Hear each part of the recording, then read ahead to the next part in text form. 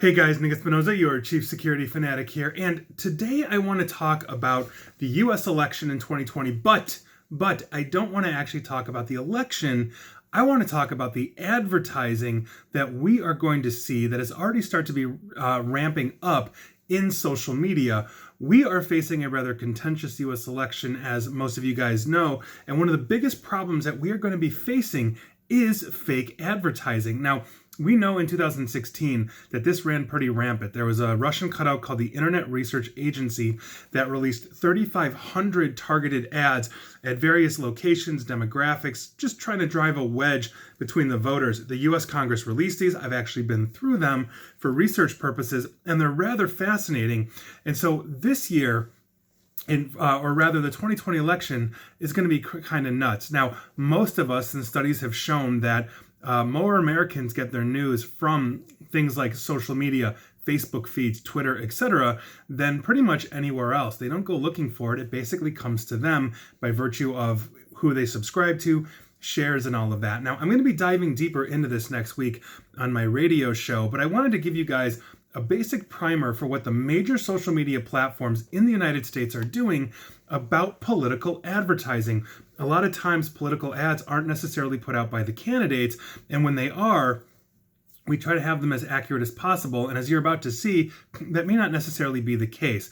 And so with that, let's start with Twitter. And I've got notes from various news sources here like Ars Technica, Reuters, NBC, etc., but Twitter is brand new to this game, and some news has come out in the last couple of days, literally yesterday.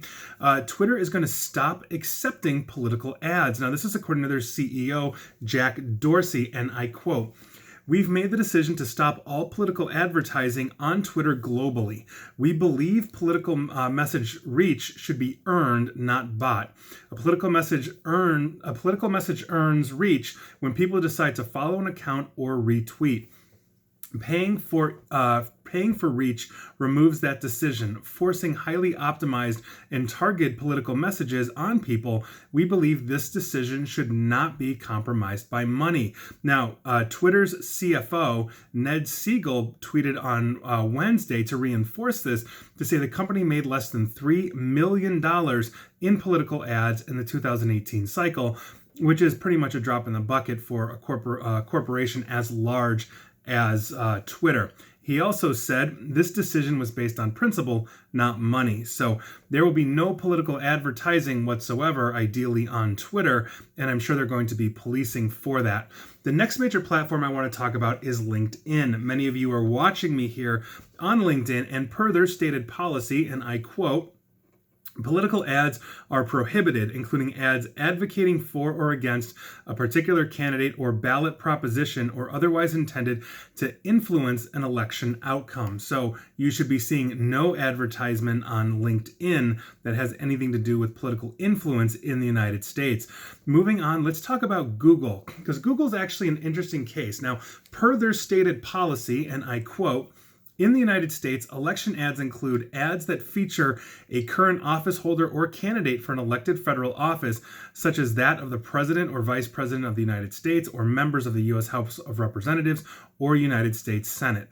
Note that election ads don't include ads for products or services, including promotional political merchandise like t-shirts, ads run by news organizations to promote their coverage of federal election campaigns, candidates, or current elected federal office holders. Google requires that all election ads contain a disclosure identifying who has paid for the ad." That's basically the same as TV. If you've ever seen a TV commercial, it'll say for paid by the citizens to re-elect, or whatever it is. For most ad formats, Google will automatically generate a quote-unquote paid for by disclosure using the information provided during this verification process.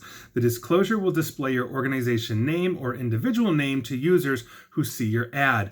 Basically, if you're going to advertise, you also have to go through a verification process to actually prove that you are a political office holder or you are seeking election to office and are on the ballot. So Google is fairly stringent, but obviously they are allowing political ads, unlike Twitter and LinkedIn, and so potentially stuff could get by.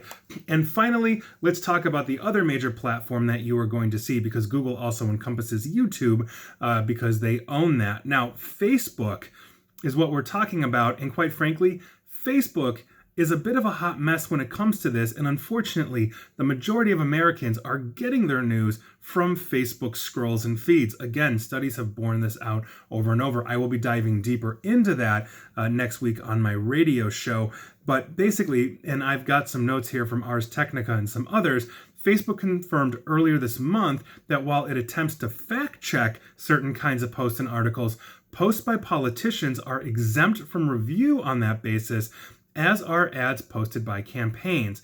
And I quote Ars Technica here.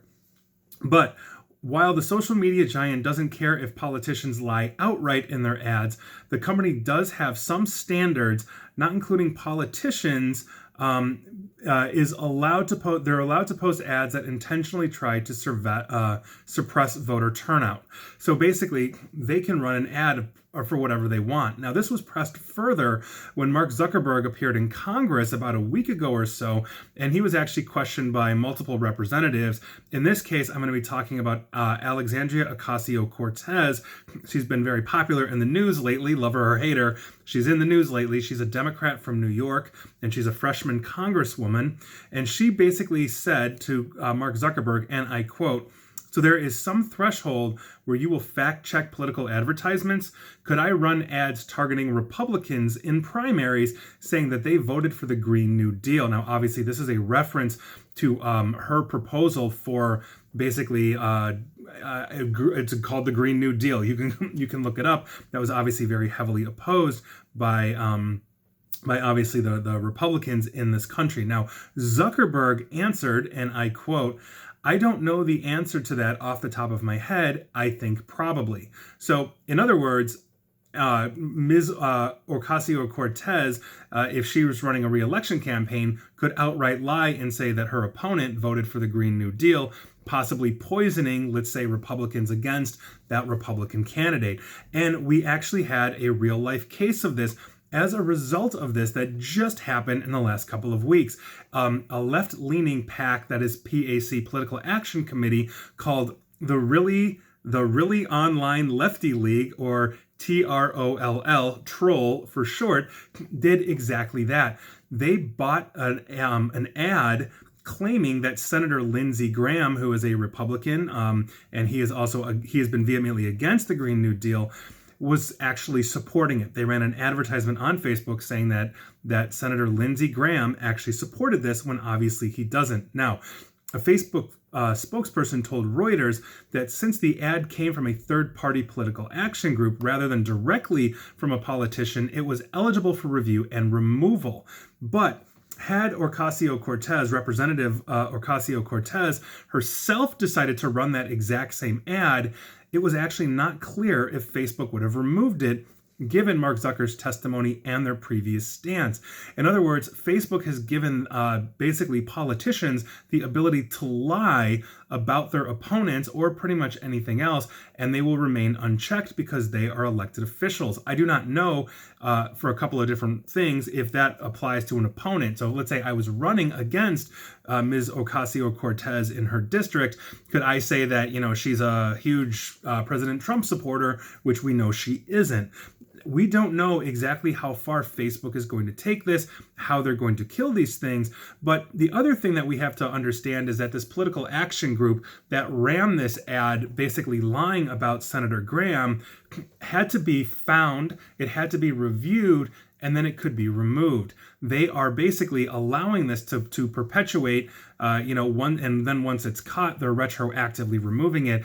And so in that sense, it's very possible to poison the well. And as we are coming into the 2020 election, that becomes a bit of an issue, in the sense that we might be looking at a whole bunch of political advertising that could be coming from candidates or challengers or even political action groups and everybody in between that are literally sowing false information and then eventually being caught and removed. So unlike LinkedIn or Twitter that are basically killing political ads, Facebook is letting it run, and then they're basically trying to cast a net to see if they can check it and remove it and delete it. And that might be a bit of a problem, especially since the primary driver for fake information, and it was found everywhere as well, but one of the primary drivers of fake information in the 2016 election was actually on Facebook itself. So we're going to see where this goes. I'm very curious to see if Facebook changes its tune. But on this day, Halloween 2019, that is the current state of affairs when it comes to political advertising for the four major platforms that people are going to get their information from in the United States. And I'd love to hear your thoughts on this and what's going on, but quite frankly, I think we're gearing up for another disinformation campaign, and if we are not checking these things at the door, that's going to be a very serious issue. I also understand we're going to have a problem here with free speech as well, and I think there is some kind of line. I think people can basically say whatever they want to say, short of yelling, fire in a crowded theater where there is no fire, which is tantamount to lying. So I'm curious to know your thoughts, but if we are literally putting out advertisement that are straight up incorrect, known incorrect on candidates or existing Congress people or senators or even the president, I think that's a very serious issue that we need to discuss. So tell me what you think. Tell me I'm an idiot. Tell me I'm right. Whatever you think, I'd love to hear your thoughts. And that is your news of the day. And please like, share, follow me here on Facebook and Twitter at NickAESP. And as always, and don't forget to subscribe to me on YouTube as well. And as always, stay safe and stay online. Thanks, guys.